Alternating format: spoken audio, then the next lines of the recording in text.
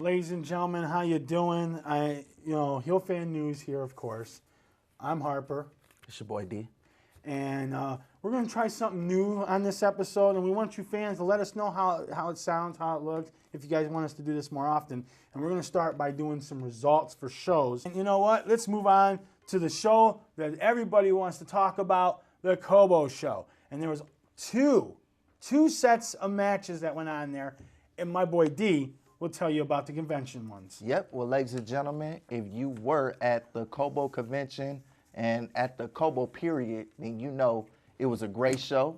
We had controversy, but overall, a lot of people left with a smile. I know I was one of them. Speaking of controversy, we have footage, exclusive footage, 3 different videos of what went on there. We'll be right back. Watch these 3 videos. We credit Sean Sisk for those videos. I've never had respect for you to begin with. You were sitting there like you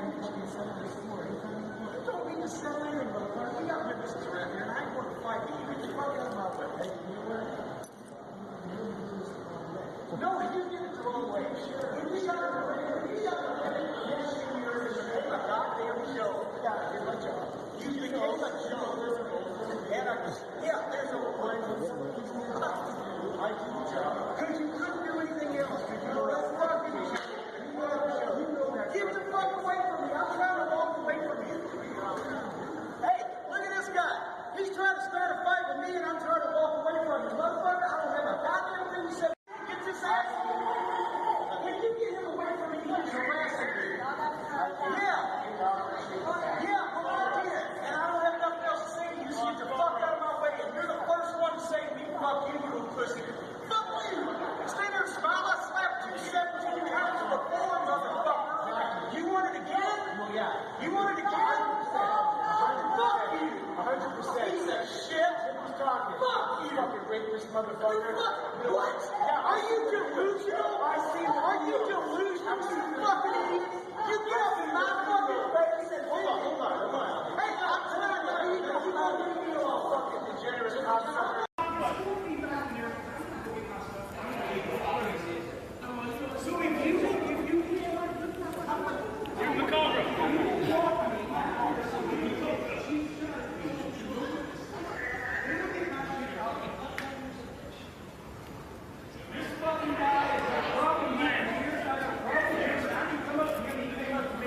I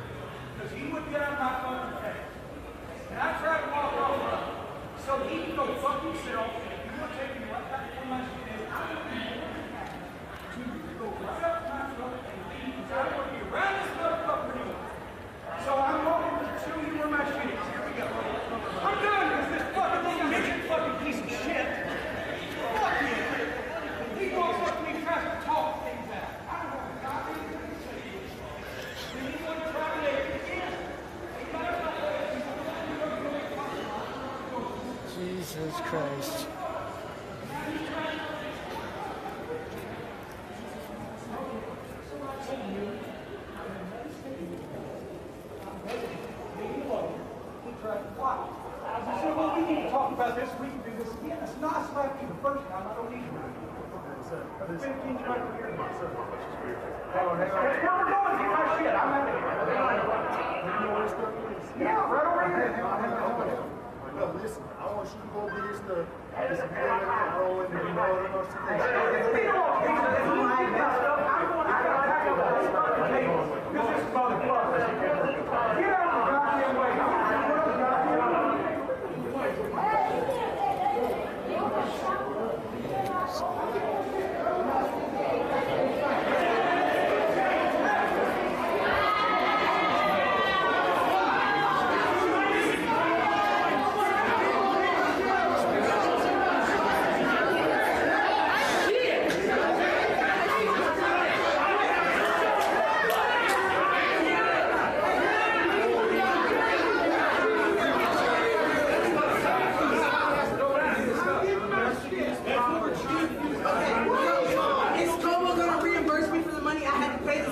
I need him here. I paid him money to be here. He cannot leave. I don't give a fuck about what any of you say. I paid him to be here.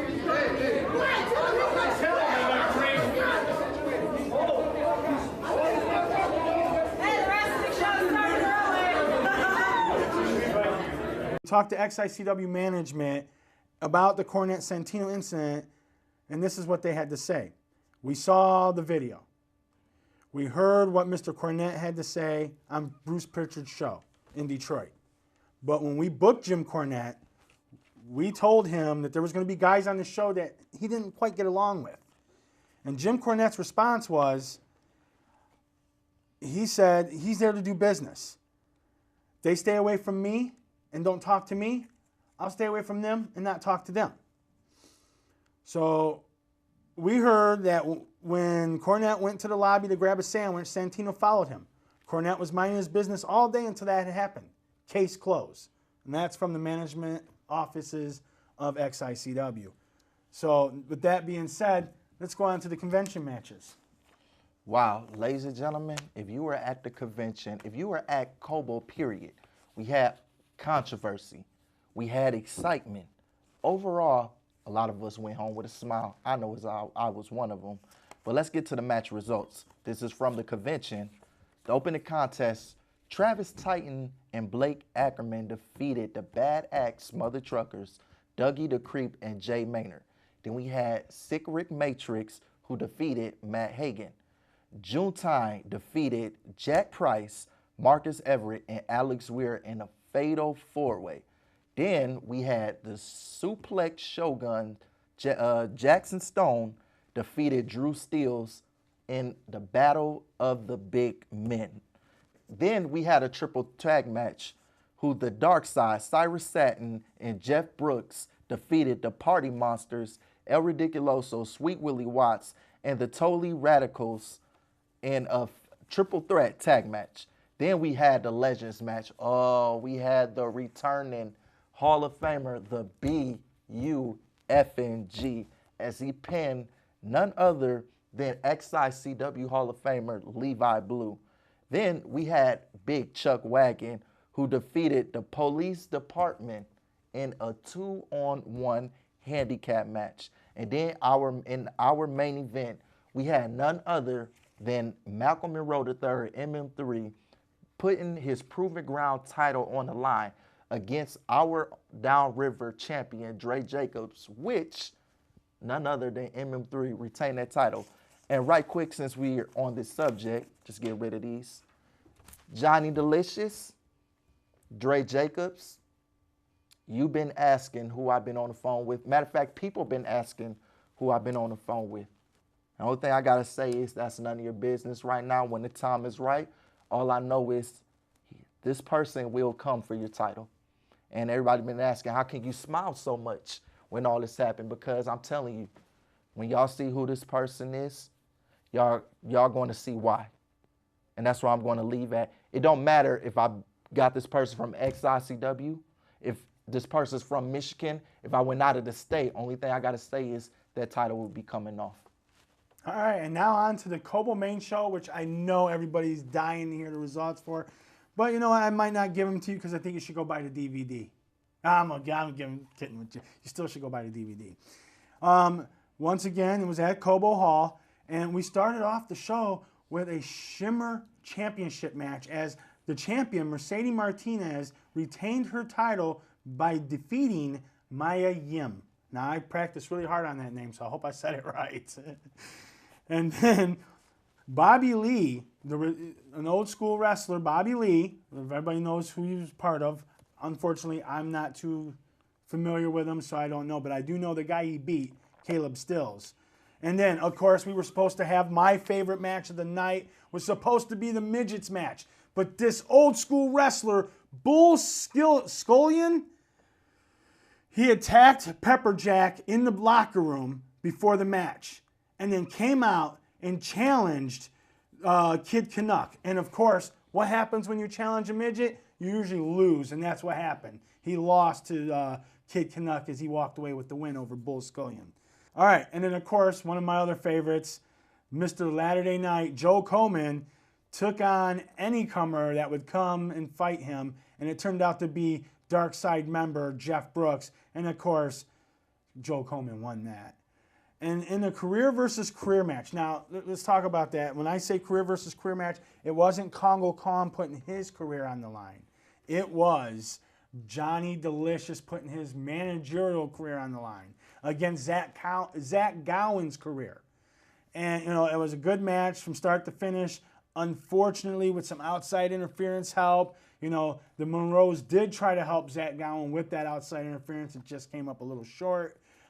Zach Gowen is no longer a wrestler at XICW at this moment. Now, I'm sure if he finds some good lawyers, he can find a loophole and come back. We will miss you, Zach Gowen. Good luck in your future endeavors. That being said, they had a battle royal, and I mean, that ring was filled to the brim like a cup of beer. And speaking of beer, you know who won when I say that. None other than Rough House, R.O.B. Rob. He won that. There was no title at stake. He wasn't getting anything. He just got bragging rights. Good for you, Rob. Showing that just because you're old doesn't mean you're done. And, you know, then I couldn't say nothing about him riding franchise's coattails in the Cobo. Needless to say. In an 8-man tag match, which put Team Canada versus Team XICW.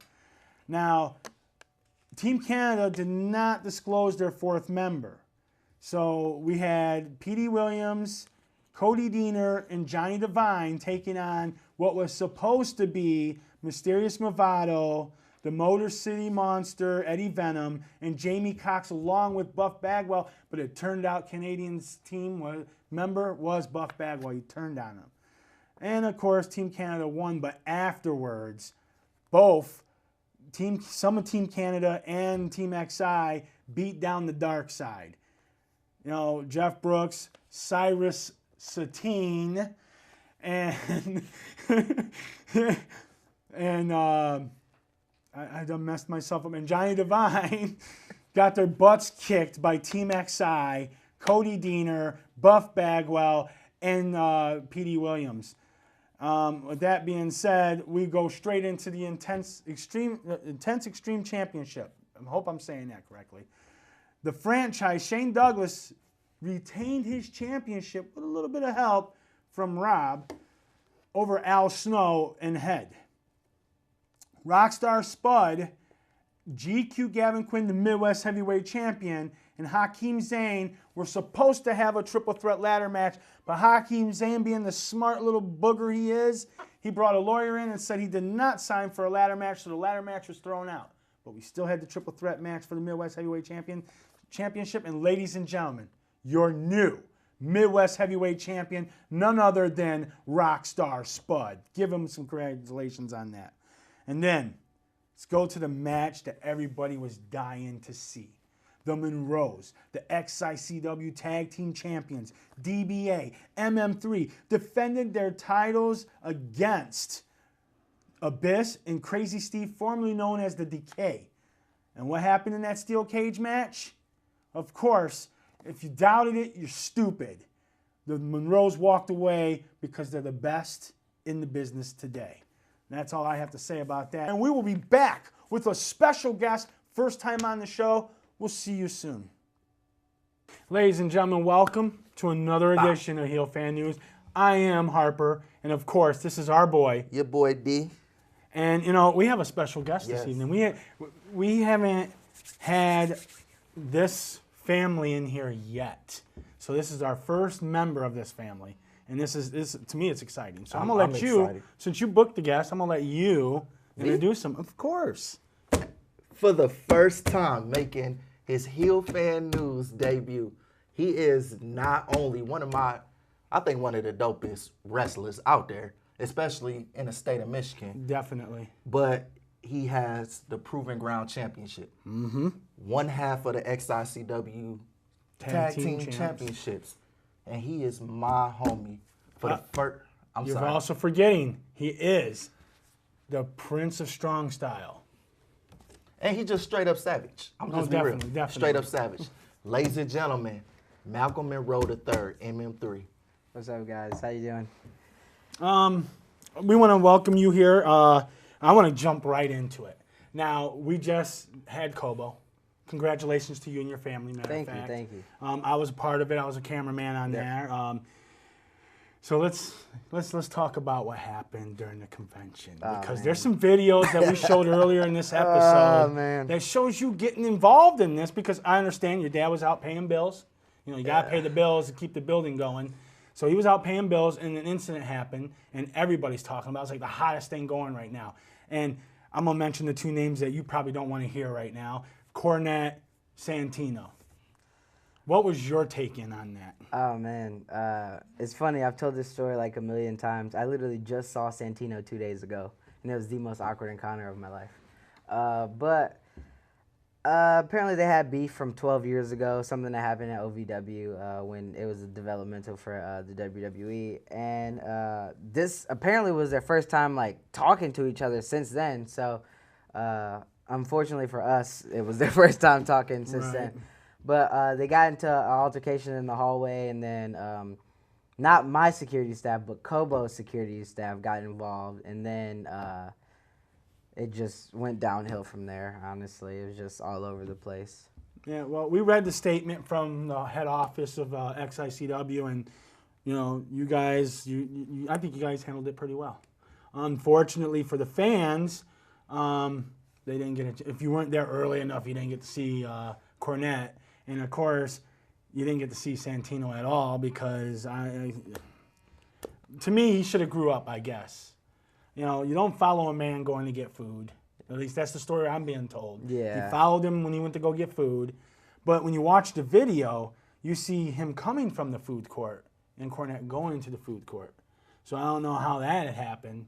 But the story y'all are being told and the story they're telling, it's like I said, XI can only cover so much. You guys did your best. The show still was great. For those who weren't there, your loss. So, like I said, we talked about it earlier in the day. So, we're going to squash all that noise. Move on. Because we're here about you. Yeah, we're here talk about you, me. man. I don't want to talk about that anymore. First time you on the show. We've been wanting to get you in this studio to be on the show for a long time, and we are happy to have you here. Thank you. So, I'm happy to be here. For the fans who don't know you, which they should know this guy. Wait, I hate to cut you off. Nobody know who he is? Dude, my first week back in the industry, I knew who he was. Mm-hmm. So if you're watching wrestling, you don't know who he is, you're wasting your time on this show. That's for sure. But go ahead, for those who don't know. What I usually do is I let you introduce the world who you are. So tell them where your background, how'd you get started in the business. The floor is yours. Well, I'm a third-generation wrestler, descendant of Sweet Daddy Malcolm Monroe, who was a wrestler in the 70s and 80s. He wrestled for the Sheik at Cobo Hall, and that's why it was important that we did that show there. My father is the DBA, or Malcolm Monroe II, or however you guys want to title him. But contrary to popular belief, I actually was not trained by my dad in any way, shape, or form. The only time my dad has ever been in the ring with me was on shows. So I started training at the House of Truth when I was 11 years old. Truth Martini took me under his wing. He's always been a second dad to me my entire life anyways. So Truth Martini started training me at 11. him and Jimmy Jacobs were the two main people that did most of my training. And then, like, here and there, I would cross the border and go over to Can-Am Wrestling Dojo just to brush up on some stuff. But that was, like, after I was, like, fully trained at the House of Truth. So that's pretty much where I'm from, the House of Truth.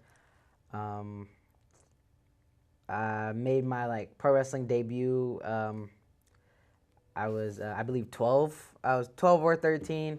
It was for the Metro Pro Tag Team titles. I remember it. Yep.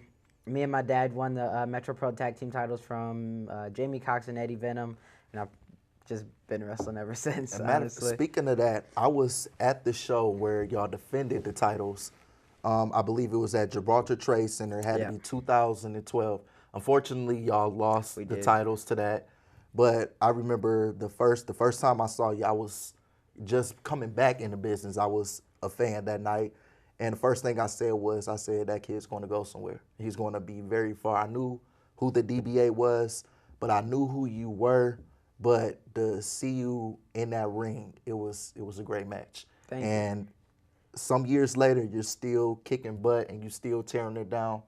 Now, we all know that you are the Proven Ground champion, and we all know you're one half of the XICW Tag Team Champions. Mm-hmm. But what are some of your other accomplishments that you have accomplished so far? Yeesh. I know it's a list, but it's a long give list. A few.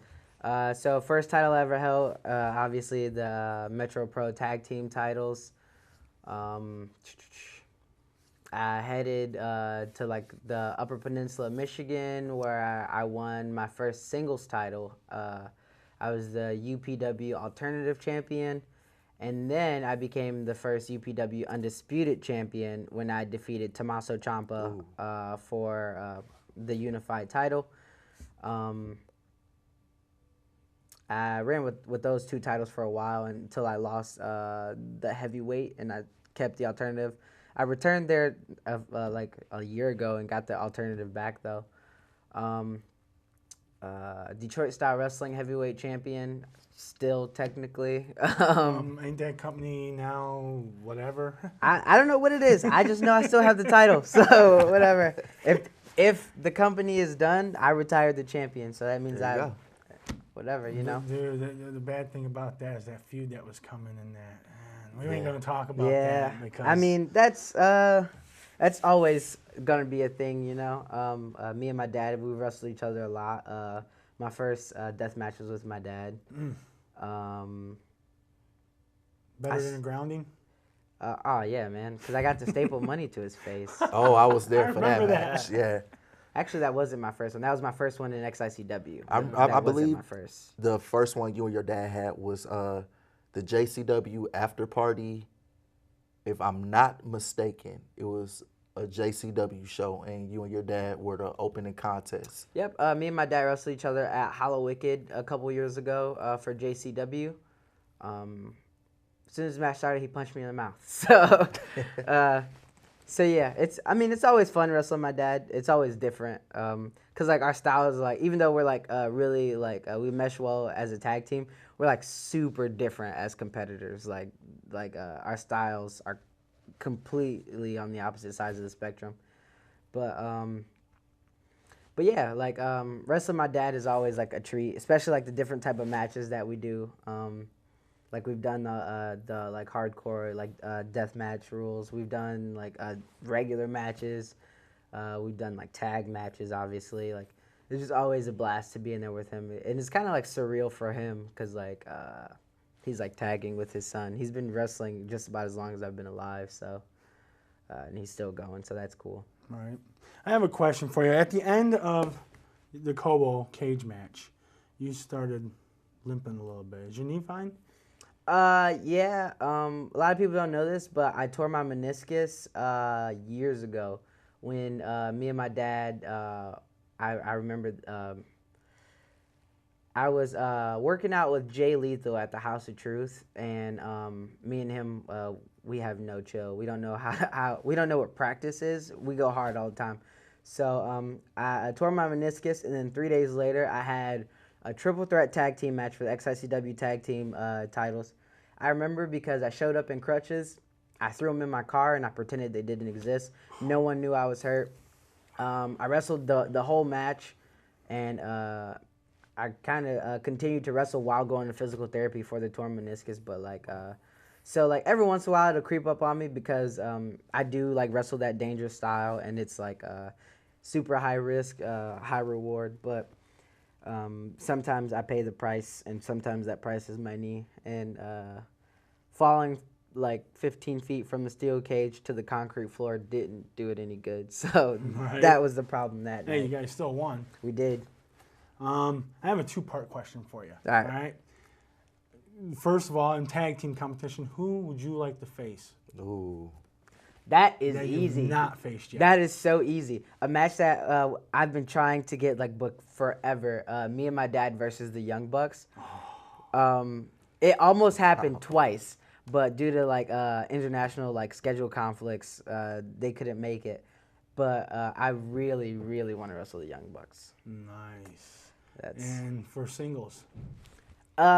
Actually, I'm really excited to say that my all-time dream, well, one of them, my all-time dream match would be wrestling Hayabusa, but God rest his soul, he's no longer with us. Right. But my idol, another third-generation wrestler, Teddy Hart. Ooh.